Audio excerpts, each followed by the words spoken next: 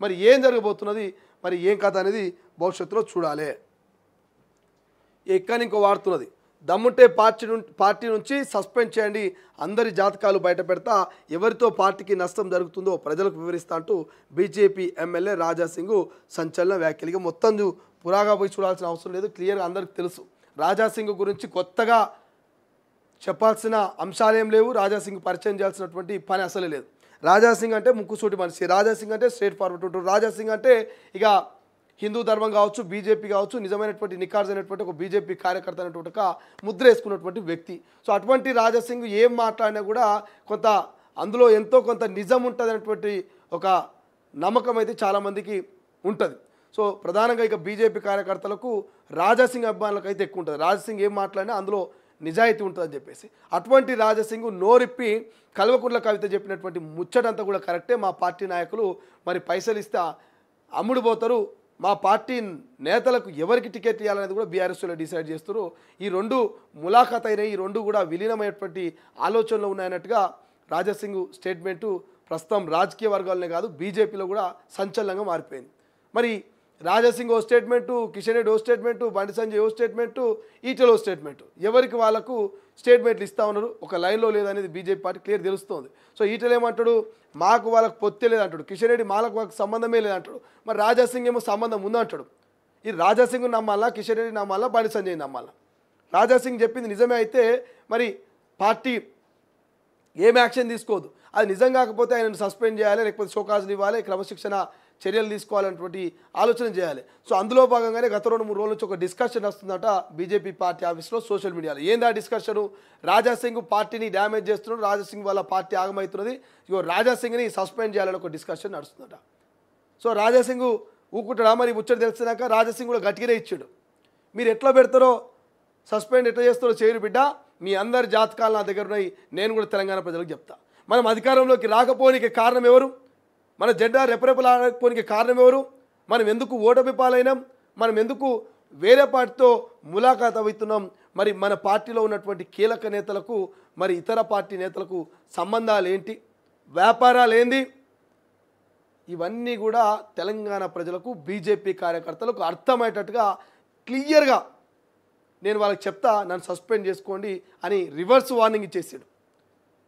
ఇక్కడ ఆలోచించాల్సినటువంటి విషయం ఏంటంటే, నేను గతంలో చెప్పినా ఇప్పుడు చెప్తున్నా, బీజేపీ నాయకులు అందరూ కనుక ఉన్నటువంటి 4-5 మంది ఎవరైతే కీలక నేతలు, ఈటెల కావచ్చు, బండి కావచ్చు, రఘునందన్ కావచ్చు, లేకపోతే అరవింద్ కావచ్చు, ఈ కీలక నేతలు 5-6 మంది ఎవరైతే ఉన్నారో వీళ్ళందరూ కనుక యూనిట్గా పనిచేస్తే రేపు రానున్న అసెంబ్లీ ఎన్నికలో తెలంగాణలో బీజేపీ జెండా ఖచ్చితంగా ఎగురుతుంది. కానీ ఇక్కడ యూనిటీ అనేది లేదు. రాజాసింగ్ అన్నట్టు నిజమైనటువంటి నికార్సైనటువంటి బీజేపీ కార్యకర్తలు గ్రౌండ్లో పాపం జెండాలు పట్టుకుంటున్నారు, జైలు కొడుతున్నారు, ఏళ్ళ తరబడి మరి ఏదో ఒక పదవి వస్తుంది, మా పార్టీ అధికారంలోకి వస్తుంది, మా భవిష్యత్తు బాగుంటుందని కలలు కంటుంటే వాళ్ళ కలల మీద వీళ్ళు నీళ్లు చల్లుతున్నారు, వాళ్ళ కలల్ని నాశనం చేస్తున్నారు కొంతమంది బీజేపీ నాయకులు. వాళ్ళ స్వార్థం కోసం, వాళ్ళ వ్యక్తిగత అంశాలను, వాళ్ళ వ్యక్తిగత ఎజెండాల కోసం పాపం పార్టీని ఆగం చేస్తున్నారు. నిజంగానే పార్టీని గెలిపించాలనేటువంటి ఆశయం, లక్ష్యం కనుక బీజేపీ నేతలకు ఉంటే కలిసికట్టుగా పనిచేస్తారు. ఇట్లా రాజాసింగ్ ఓ మాట, ఈయనో మాట, ఆయన మాట, ఈ బీఆర్ఎస్తో పొత్తు, ఇది ఈ కథ, ఈ కార్ఖాన ఇవన్నీ పెట్టుకోరు. సో ఇక్కడ క్లియర్గా అర్థమవుతుంది ఏంటంటే బీఆర్ఎస్ బీజేపీ రెండు కూడా కొన్ని ఏళ్ల పాటు ట్రావెల్ చేయాలి అనేటువంటి ఒక లక్ష్యం పెట్టుకున్నట్టుగా తెలుస్తుంది. ఈ ముచ్చట నేను అంటున్నది కాదు, సోషల్ మీడియాలో నడుస్తున్నటువంటి చర్చ.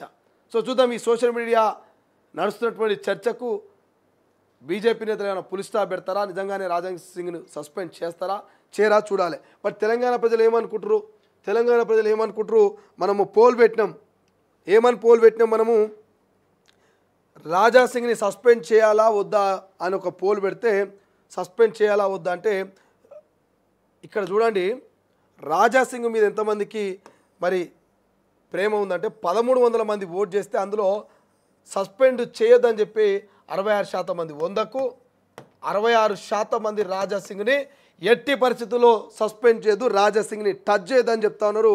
రాజాసింగ్ను మరి పార్టీలో ఉంచాల్సిందే, ఆయనను ఎట్టి పరిస్థితుల్లో సస్పెండ్ చేయదని క్లియర్గా ఇక్కడ మరి మనం పెట్టిన పోల్లో ఓట్ చేశారు. కామెంట్లు చూస్తే ఒక 5 కామెంట్లు పెట్టారు. టైగర్ను సస్పెండ్ చేస్తారా అని పెడుతుర్రు, టైగర్ని సస్పెండ్ చేస్తారా అని చెప్పి బీజేపీ నాయకులకు వార్నింగ్ ఇచ్చే ప్రయత్నం చేస్తూ ఉన్నారు. ఎవరో కొంతమంది పెట్టి ఇక్కడ కామెంట్ పెట్టిండు, ఈయన